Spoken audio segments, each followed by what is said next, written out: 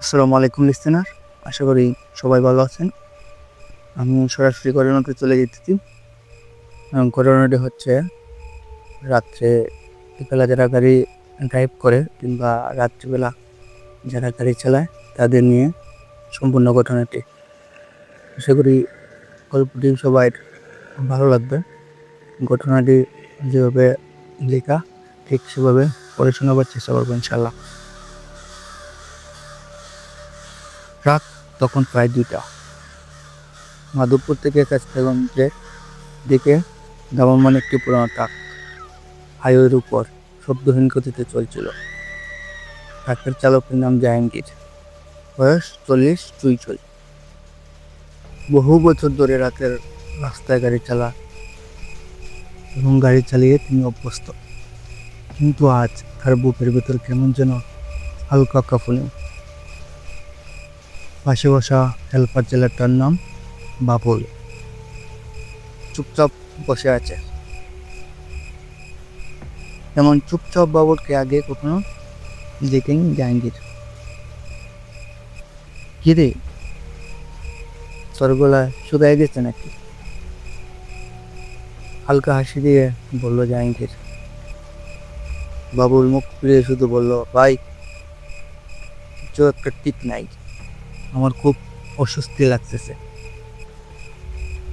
জাহাঙ্গীরও সেই অস্বস্তিটা অনুভব করছিল, কিন্তু সেটা স্বীকার করতে চায়নি। তারা তখন একটা নির্জন জায়গার ভেতর দিয়ে যাচ্ছে। বাম পাশে পরিত্যক্ত একটা ইটভাটা আর ডান পাশে পুরনো একটা বন। হাইওয়ের এই অংশটা আলো কম, মোবাইলের নেটওয়ার্ক থাকে না বললেই চলে। হঠাৎ করে বাবুল জুড়ে চিৎকার করে উঠলো, ভাই সামনে কিসের ছায়া দেখেন। জাহাঙ্গীর ব্যাগ কষে দাঁড়ালো। ব্যাকাশে হেডলাইটের আলো দেখতে পেল রাস্তার একটা কালো ছায়া, যেন কোনো নারী মাথা নিচু করে দাঁড়িয়ে আছে। রাতের এই পাকা রাস্তায় মহিলা। জাহাঙ্গীর কাঁপা কণ্ঠে বলল। হঠাৎ সেই ছায়াটা তাকে দিকে ঘুরে তাকালো। মুখটা পরিষ্কার দেখা যাচ্ছিল না, কিন্তু ছবিতে যেন তার আগুনের মতো লাল, গভীর আর তীক্ষ্ণ। ভাই ভাই হবেন না, চলেন উল্টা চলে যায়, বাবুল কাফা গলায় বলল। কিন্তু ঠিক সেই মুহূর্তে ট্রাক বন্ধ হয়ে গেল। তারপরে কিন্তু ইঞ্জিন চালু হয় না। টাটার ঘুরতেছে, ইঞ্জিন চালু হতেছে না। চারদিকে নিস্তব্ধ। সেই ছায়াটা আস্তে আস্তে ট্রাকের দিকে এগিয়ে আসতে শুরু করলো। জাহাঙ্গীর মনে হলো, সে ভাবলো সে যেন চোখের সামনে তার নিজের মৃত্যু দেখতে পাচ্ছে। বাবুল দোয়া পড়তে শুরু করলো। হঠাৎ ট্রাকের দরজা নিজে নিজে খুলে গেল। ঠান্ডা হাওয়ার ভেতরে ঢুকলো, আর সেই সঙ্গে এক বিষাদময় রাত ছমছমে গন্ধ। ছায়াটা এখন ট্রাকের একদম কাছে। জাহাঙ্গীরের চোখ পড়তে সে শুনল একটা ভেতরের গলা। একটা মহিলা কাঁদতে কাঁদতে বলতেছে, আমাকে ফিরিয়ে নাও, আমি এখানে ছিলাম, আমাকে কেউ খুঁজে পায়নি। জাহাঙ্গীর তখন গাড়ি ছেড়ে দৌড় দিতে চেয়েছিল, কিন্তু শরীর লড়ছে না। একটা অদৃশ্য শক্তি যেন তাকে চেপে ধরেছে। বাবুল তখন অজ্ঞান হয়ে পড়ে গেছে সিটের উপর। ঠিক তখনই অনেক দূর থেকে একটা বাইকের আলো দেখা গেল। হেডলাইটের তীব্র আলো ছায়াটা হঠাৎ মিলিয়ে গেল, যেন কিছুই ছিল না। ট্রাক আবার নিজে স্টার্ট নিল। জাহাঙ্গীর খুনের মতো বাবুলকে টেনে তুলে ট্রাক চালিয়ে দিল। কাঁদতে কাঁদতে ফেস্তাগঞ্জ পৌঁছানোর পর হঠাৎ দুজনে হাসপাতালে ভর্তি হয়েছিল। সেই রাতে বাবুলের জ্বর 103 ডিগ্রি, আর জাহাঙ্গীর সারা রাত কথা বলতে পারেনি। পরের দিন সকালে এক বৃদ্ধ হাসপাতালে ওয়ার্ডে এসে বলল, তোমরা নিশ্চয়ই সেই ইটভাটার পাই দিয়ে গিয়েছিলে, শুনেছি। সেখানে এক মেয়ে অনেক বছর আগে মারা গিয়েছিল, গর্ভবতী ছিল সে। কেউ খুঁজে পায়নি তার লাশ। মাঝে মাঝে তার আত্মা পথ আটকে দাঁড়ায়। স্বাস্থ্যগঞ্জ হাসপাতালে রাত কেটেছে আতঙ্ক আর অস্থিরতায়। সকালে জাহাঙ্গীর অনেকটা সুস্থ বোধ করলেও বাবুল এখনো নিঃশব্দ, চোখ খুলেনি। ডাক্তার বললেন ও মানসিকভাবে প্রচন্ড ধাক্কা খেয়েছে। হাসপাতালের বারান্দায় দাঁড়িয়ে জাহাঙ্গীর বারবার নিজের অভিজ্ঞতার কথা ভাবছিল। কিভাবে সম্ভব? একটা ছায়া, সেই চোখ, সেই গলা, সেই স্মেল স্থলতা, যেন মৃত্যু তার খুব কাছে এসেছিল। ঠিক তখনই বৃদ্ধ লোকটা আবার এলো। এবার সে একটা ছোট বস্তা থেকে পুরনো দলিশ্বর একটা ছবি বের করে দিল জাহাঙ্গীরের হাতে। সেই মেয়েটিকে চিনো? ছবিতে একজন অল্প বয়সী মেয়ে, কপালে টিপ, মুখে মায়া, কিন্তু চোখ গভীর বিষণ্ণতা। জাহাঙ্গীর কেঁপে উঠল। এই মুখটা তো ছিল গতকাল। বৃদ্ধ শান্ত গলায় বলল, ওর নাম ছিল রুসনা। এই রাস্তার পাশেই একটা ইটভাটার মজুর ছিল তার স্বামী। ওরা এখানেই থাকতো। একদিন হঠাৎ খবর এলো রুসনা হারিয়ে। মাসখানেক পরে কেউ ওর হাড়গুলো খুঁজে পায়নি, কিন্তু লোক মুখে শোনা যায় ও আত্মহত্যা করেনি, ওকে মেরে ফেলা হয়েছিল। জাহাঙ্গীর জিজ্ঞেস করলো, কিন্তু আমাদের পথ আটকালো কেন? বৃদ্ধ বলল, ও এখন একটা ছায়া হয়ে গেছে। সে নিজেকে হারানো বলে মনে করে। যখনই রাত গভীর হয় আর কোনো ট্রাক বা গাড়ি ওই পথ দিয়ে যায়, ও ভাবে কেউ এসেছে তাকে খুঁজিয়ে নিতে। তুমি ওর চোখে চোখ রেখেছিলে, তাই ও তোমাকে মনে রেখেছিল, মনে রেখেছে। জাহাঙ্গীর বুঝে গেল যে কোনো সাধারণ গল্প না, এটা একটা অনাগত বিপদের ইঙ্গিত। দুদিন পর বাবুল ধীরে ধীরে সুস্থ হলো। সে কিছুই বলতে চায় না, শুধু বলে, ভাই, ওই পথ দিয়ে আমি আর যাব না। আমি ওর গলা শুনেছি, সে আমাকে জিজ্ঞেস করেছে, সে আমাকে নিজের কাছে ডাকছিল। 3 দিন পর রাতে জাহাঙ্গীর একা টাকসারি আবার সেই রাস্তায় বুকের ভিতরে দূরে দূরে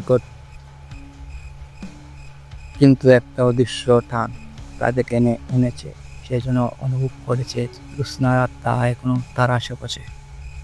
ট্রাক ধীরে ধীরে সেই বাড়ার পায়ে দিয়ে এগিয়ে গেল। এবার রাস্তা যেন আরো নির্জন, আরো নীরব। ঠিক যেখানে আগের বার ছায়াটা দাঁড়িয়েছিল, সেখানে আবার কোনো ছায়া নেই।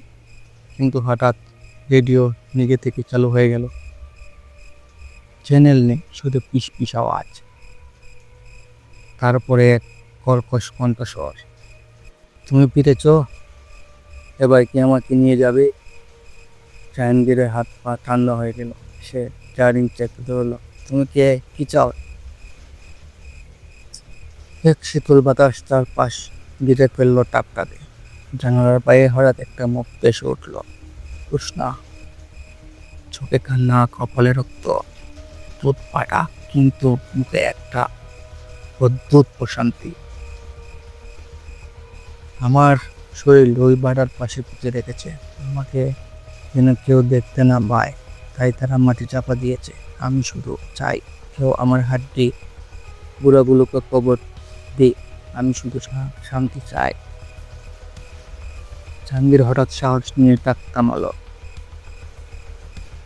ট্রাক থেকে একটা লাইট নিয়ে সে ইটভাটায় পরিত্যক্ত জায়গার দিকে নামলো।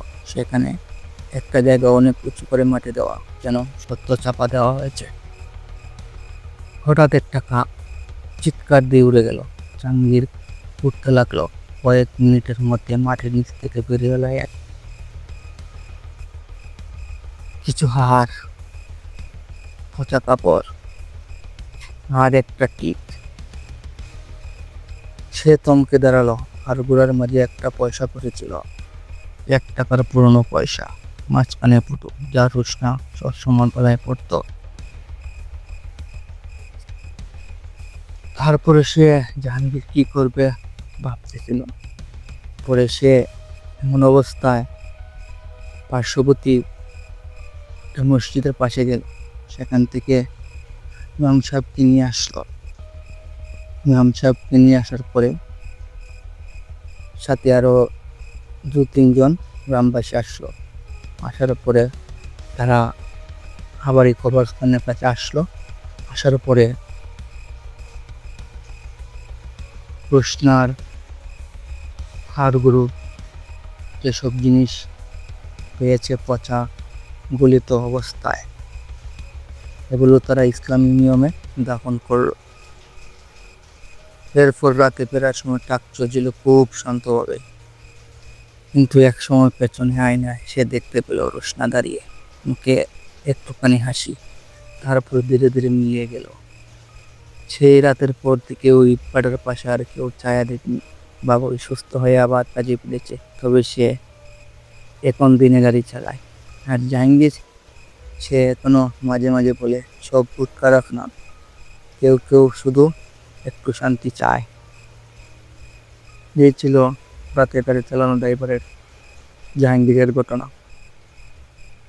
আমি পরবর্তী ঘটনাতে চলে যাচ্ছি। ঘটনাটা হচ্ছে তান বানিয়াচং কবিরাজ, সময় 1975 সাল। বানিয়াচংয়ের একটি প্রাচীন গ্রামে বাস করতেন এক বিখ্যাত ফকির বাবা। নাম ছিল তার মাওলানা কাদের ফকির। তিনি ছিলেন অলৌকিক ক্ষমতার অধিকারী, এমনটাই বিশ্বাস করত গ্রামের মানুষ। কেউ বলে তিনি নাকি জিন ধরতেন, কেউ বলে তিনি মৃতদের সঙ্গে কথা বলতে পারতেন। তবে সব থেকে ভয়ঙ্কর কাহিনী শুরু হয়েছিল তার এক শিষ্যকে নিয়ে। সেই ছেলেটির নাম ছিল রোহিত। গ্রামের অনাথ ছেলে। ফকির বাবা তাকে নিজের কাছে রাখতেন। ধীরে ধীরে তাকে শিখিয়ে দিয়েছিলেন যার ফোক, তাবিজ, কবচ, এমনকি আত্মা ডাকার গোপন মন্ত্র। দেখতে দেখতে অনেক দিন পেরিয়ে গেল। রহিম অপারদর্শী হয়ে উঠল মন্ত্রতন্ত্রে, তাবিজ, কবচে। এক রাতে ফকির বাবা ঘুমিয়ে পড়ার পর রহিম চুরি করে তার বইয়ের তলে থেকে এক পুরনো হাতের লেখা খাতা নিয়ে পড়তে শুরু করলো। খাতাটি লেখা ছিল এক নিষিদ্ধ তান্ত্রিকের মন্ত্র, কালডাগের বিদ্যা। সেই বিদ্যা ব্যবহার করলে মৃতদের আত্মা ডেকে আনা যায়। রহিম সে রাতে এক পুরাতন বট গাছের নিচে বসে সেই মন্ত্র পড়ে ফেলে। ঠিক মধ্যরাতে হঠাৎ পুরো গ্রামে জ্বর উঠে যায়।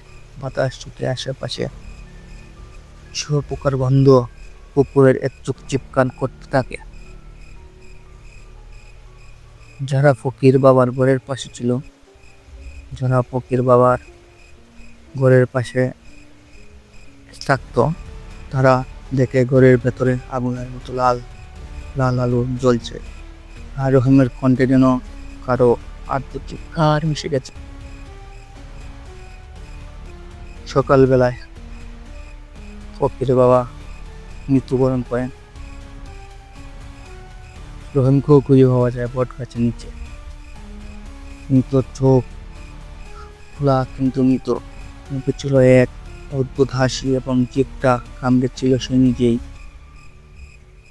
তারপর থেকে প্রতি বছর ঠিক সেই রাতে গ্রামের লোকেরা বট গাছের নিচে রহিমের ছায়া দেখতে পায়। কেউ কেউ বলে ভোরের আগে সেই জায়গা গেলে কানে কণ্ঠস্বর ভেসে আসছে। কেউ কেউ বলে রাতের বেলায় সেই বট গাছের নিচে গেলে অদ্ভুত কিছু শব্দ ভেসে আয়। আমি ভুল করেছিলাম।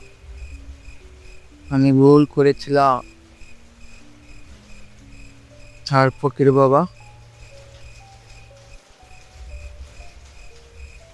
তাকে কখনো দেখা যায়নি। তবে মাঝে মাঝে রাতে কেউ কেউ বলে গ্রামের কবরস্থানের পাশ দিয়ে গেলে এক লোক বসে বসে আরেকজনকে কিছু শেখাচ্ছে। মাথায় ফকিরের মতো পাকড়ি, কিন্তু মুখটা কুয়াশার মতো স্পষ্ট। ভালোভাবে দেখা যায় না। এই ছিল কুকির বাবা ও তার শিষ্যের ভয়াবহ ঘটনা। আমি পরবর্তী জীবনে চলে এসেছি। ঘটনাটি আশা করি সবার কাছে ভালো লাগবে। ঘটনাটি ঘটেছে হবিগঞ্জ জেলার চুনারপাট গ্রামে। হবিগঞ্জ জেলার চুনারঘাট উপজেলা বেশ চুপচাপ সবুজে বেড়া একটা জায়গা। চা বাগানের গান, পাখির ডাকার, দূরের পাহাড়ে নিষ্পাশে একটা অনন্ত প্রাচীনতা মিশে আছে এই জায়গাটায়। এই শান্ত পরিবেশের ভেতরে কিছু এমন কাহিনী গড়ে উঠেছে যেগুলো দিনের আলো ভুলে তাকেও রাত নামতেই দিতে চায়। আর এমনই এক রাতে ঢাকা থেকে আগত প্রত্নতাত্ত্বিক ডক্টর আরিফুল ইসলাম এসে পৌঁছান চুনারঘাটের এক পুরনো জমিদার বাড়িতে। বাড়িটার নাম রায়ের কুটি। 1857 সালের দিকে নির্মিত হয়েছিল এটি। তখনকার এক জমিদার বাড়ি। জমিদারের নাম হেমন্তনাথ রায়ের ভাই বাবার হিসেবে। কিন্তু আশ্চর্যজনকভাবে জমিদারের বংশটি হঠাৎ করে বিলুপ্ত ঘটে 1924 সালে। কারো জানা নেই কেন বা কীভাবে। সবার মুখে শুধু কানাঘুষা। রাত নামার পর ওই বাড়ির ভেতর থেকে কান্নার আওয়াজ আছে। দেখা গেছে চাঁদের খান নিচে চন্নারি দাঁড়িয়ে আছেন, সাদা কাপড় পরা, সাদা শাড়ি পরা। এসব গল্প অনেক দিন ধরে চলে আসছে। ডক্টর আরিফুল হক এসব কুসংস্কার শেষ করে এলেন। তিনি এসেছেন ইতিহাস করতে, ভূত নয়। তবে রাতের প্রথমটা কিছু অদ্ভুত ঘটনা ঘটতে শুরু করল। রায়ের কুটির সামনে দাঁড়ালে মনে হয় যেন সময় এখানে থেমে আছে। বিশাল হওয়ার ফটক, যা এখন নড়িচা ধরা, খালের সাক্ষ্য হয়ে দাঁড়িয়েছে। ভিতরে ঢুকতেই ডক্টর আরিফুলের মনে হলো যেন কিছু একটা তাকে লক্ষ্য করেছে। হালকা শীতল হাওয়া বইছে, অথচ দিনটি ছিল অনেক বড়। তিনি বাড়ির ভেতরে পা রাখলেন। হাটের মেঝে কোকে উঠল। তার পায়ের নিচে দেওয়াল রং চিহ্ন, তবুও কোথাও কোথাও অদ্ভুতভাবে যেন আপনার কিছু চিহ্ন যেতে আছে। পুরনো শঙ্খ, ত্রিশূল আর কিছু লেখা, যা সমৃদ্ধি সংস্কৃত ভাষার। তার সঙ্গে ছিল স্থানীয় সহকারী, যার নাম সাকিব। স্যার, জায়গাটা অদ্ভুত লাগে, আপনি কি রাতেও হ্যাঁ থাকবে? আরে শাকিল, ভূত পেত বলে কিছু নেই, এসব শুধু গায়ের লোকের গালগপ্প। সাকিব একটু কাপা গলায় বললো, তবুও স্যার, কেউ এখানে রাত কাটায় না। এর সময় একজন দারোয়ান ছিল, কিন্তু কিন্তু কি, সে নাকি এক রাতে উদাও হয়ে যায়। আর তার উপরে শুধু এক জোড়া পায়ের চাপচুপ, ছাদ থেকে নিচে নামা, কিন্তু কোনো উপরে ওঠার চিহ্ন নেই। ডক্টর শুধু হেসে উঠলেন। এসব গল্প তো আমরা গবেষণায় পুরা সাথে, চলো ভেতরে বোরগুলো দেখি। তারা ঘুরতে ঘুরতে পৌঁছালেন উপরের তলায়, যেখানে জমিদারের ব্যক্তিগত লাইব্রেরি ছিল তুলে দাঁড়ানো। দরজা ছিল অর্ধেক খোলা। ভেতরে ঢুকতে এক চাকসা গন্ধ দিয়ে ভরে গেল ঘরটা। পুরোনো কাগজ, কাঠ আর যেন পচা কিছু। হঠাৎ করে বাতাসটা থমকে গেল। চারদিকে অদ্ভুত স্তব্ধতা নেমে এলো। একটা দাতব শব্দ, ঠিক যেন মেঝের উপরে কিছু লোহার জিনিস টেনে নেওয়া হচ্ছে। ডক্টর আরিফ পেছনে তাকালেন। স্বাভাবিকভাবে কিছুই নেই, কিন্তু শাকিল তখন কাঁপতে কাঁপতে বললো, স্যার, আমি দেখেছি ঘরের কোনায় এক ছায়া, এক নারীর মতো সাদা কাপড়ে। ডক্টর আরিফ চুপ করে তাকলেন। কিছু একটা যেন তিনিও অনুভব করলেন। তারপর হঠাৎ দরজা বন্ধ হয়ে গেল জোরেই, আর বইয়ের তাকের ভেতর থেকে যেন কারো গলা এলো, তোমরা কেন এসেছ?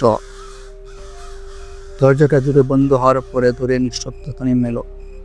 শুধু শাকিলের কাঁপা নিঃশ্বাস আর বাতাসে দুলে একটা পর্যানিত শব্দ। ডক্টর আরিফ সাহেব সাহস করে এগিয়ে গেলেন দরজা থেকে, কিন্তু দরজা যেন ভেতর থেকে সে যেন আটকে রেখেছে। সাকি আলোটা একটু উপরে, তাকের দিকে ধরো। আলোর নিচে ধরা পড়লে একটা পুরনো কাঠের বাক্সের গায়ে লাল রঙের আঁচড়ের তোদা, যেন কারো নখের আঁচড় হতো। ডক্টর আরিফ ধীরে ধীরে বক্সটা খুললেন। ভিতরে একটা ধূসর কাপড়ে মুড়ানো পুরনো ডায়েরি। কাগজগুলো প্রায় নষ্ট, কিন্তু কিছু লেখা আছে এখানে, খুলে যাচ্ছে। ডায়েরির প্রথম পাতায় লেখা, 1 ফাল্গুন 1924। আজ রাতে আর পারছি না। হেমন্ত বাবুর আদেশে রক্তপাত। আমি তা সহ্য করতে পারছি না। রক্তে ভেজা অরুন্ধতী সে আর নেই। স্যার, অরুন্ধতী? ডক্টর পুঞ্চগুলা বললেন, সম্ভবত জমিদারের কন্যা বা কেউ শিখে দেন। এই নামটা এখানকার কেউ বলেছিল? সাথেই মাথা নাড়ল। হ্যাঁ স্যার, তবে আমার দাদার মুখে শুনেছি এবারে এক নারী নাকি রাতের আধারে পুকুরবাকে জীবন্ত খবর দেওয়া হয়েছিল। কেউ বলে সে নিজে বিষকে মরেছে, কেউ বলে জমিদার পরপরই। ডায়েরির পরের পাতায় লেখা, 3 রাত ধরে অরুন্ধতির আত্মা আমার ঘুম কেড়ে নিয়েছে। চাঁদের করিডোরে হেঁটে বেড়ায় সে খালি পায়ে, কখনো হাসে কখনো কাঁদে। হেমন্তবাবু পাগল হয়ে যাচ্ছে। তিনি বলছেন, ও আমার মত, ও আমার সর্বনাশ। ডক্টর আরিফ শুকিয়ে গেল। এই তারিখ শেষ হচ্ছে 21 ফাল্গুন, ঠিক যেদিন হেমন্ত রায়ের পুজো হয়।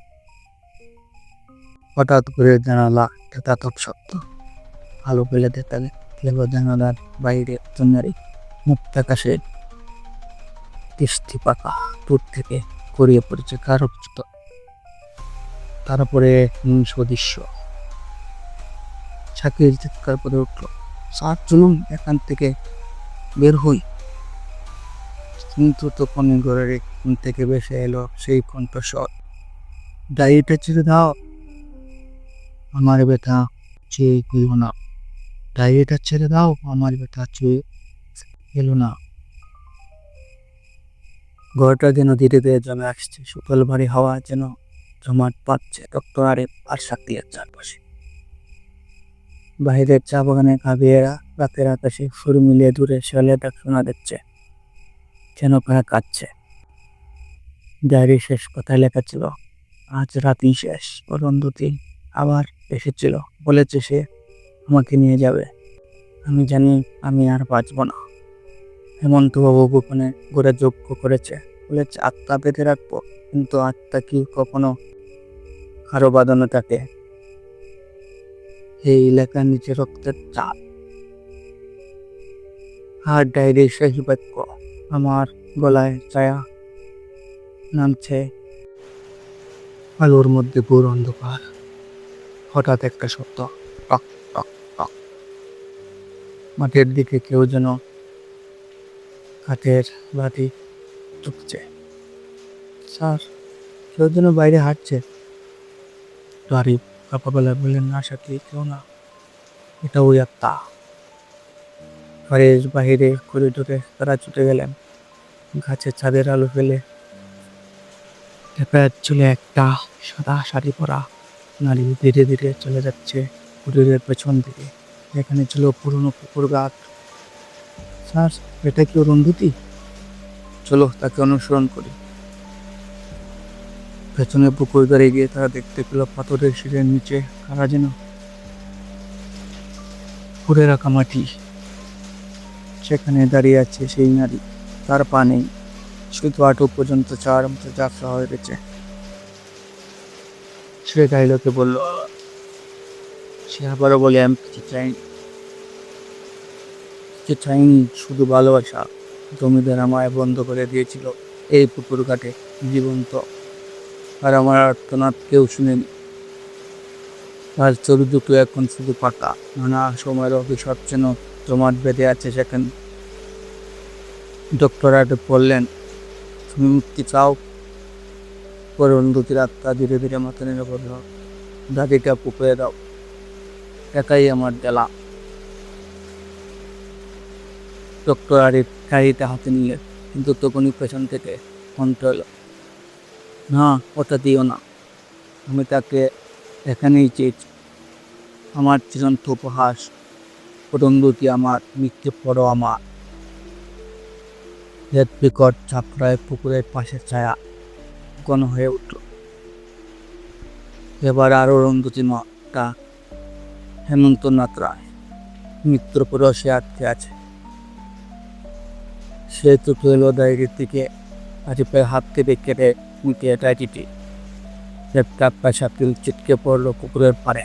ডক্টর আরিফ চিৎকার করলেন, তোমার অধিকার শেষ, অতীতের ফাঁক আর ভবিষ্যতের পথে থাকবে না। আর তিনি ডাহিকা চুড়ে দিলেন পুকুরের গভীর জলে। জলদাত করে কেটে উঠল, যেন পুকুরটা চিৎকার করে উঠল একসাথে। অন্ধকে ধীরে ধীরে মিলিয়ে যেতে লাগলো চাঁদের আলোর মধ্যে, আর সেই চা হেমন্ত নাটগুন্নিতে ডুবে গেল।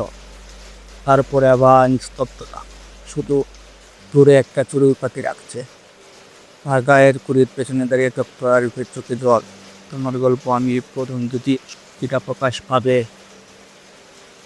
ডক্টর আরিফার সাথে সেই রাতে আর কুটিতেটা খুব সকালে সূর্য টায় দেখায় বেরিয়ে না, বাড়িটা দরজা চুপচাপ বন্ধ হয়ে যায় পিছনে, যেন রায়ের কুটি অক্লান্ত হয়ে রুমের পর কেন্দ্র আগে তা কামগান হদওয়ান শহরের পুরাতন লাইব্রেরি, যেখানে পুরনো জমিদারের ইতিহাস নিয়ে কিছু রেকর্ড ছিল।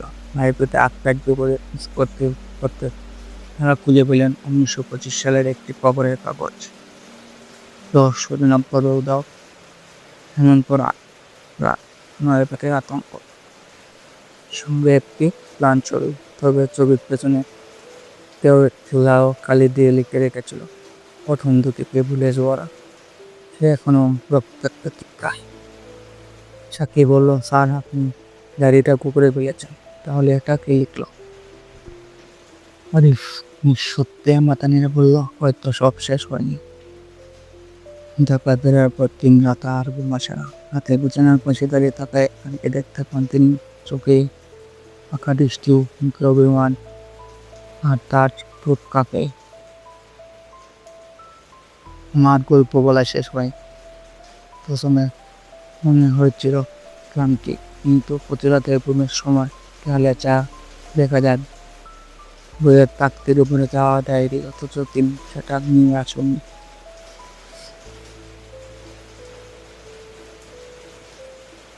তার দেখতে একদিন সকালে পাওয়া যায় একটি পেজ, হাতের লেখায় সেই একই লেখা, তুমি আমার নাম জানবে, আমার দেখাও তোমার হলো।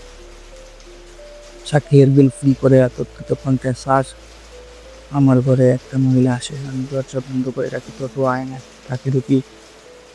তখনই তারা বলছেন রায়ের কোটির সঙ্গে সম্পর্ক শেষ হয়নি, ডায়েরি জ্বলে গেল, তার গল্প বেঁচে আছে, এবং যতদিনে না সেই কাহিনী পূর্ণভাবে বলা হয় আত্মা শান্তি পাবে না। 1898 সাল, রায়ের কোটি। অরুন্ধতী ছিল সেই সময় তার জমিদার হেমন্তনাথ রায়ের দুঃসম্পর্কে আত্মীয়তা। সে পড়াশোনা করতে কলকাতায়, কিন্তু বিষ্ণুর ছুটিতে আসতো তোমার কাছে। তাকে ছুটিতে সময় একটা গোপন আলোচনা ছিল। সে নাকি নতুন চাঁদের নিচে দাঁড়িয়ে কিছু বলতো, কারো সঙ্গতা বলতো, অথচ সেখানে কেউ ছিল। কিন্তু হেমন্তনাথ রায় তাকে ভালোবাসতে শুরু করেন। এক সময় পরিণত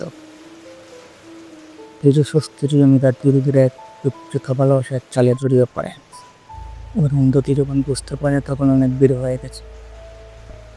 এক রাতে যখন সে পালিয়ে যাওয়ার চেষ্টা করলো, তখন কুটির পুরনো পাহাড়কে দিয়ে তাকে ধরে আনা হয়।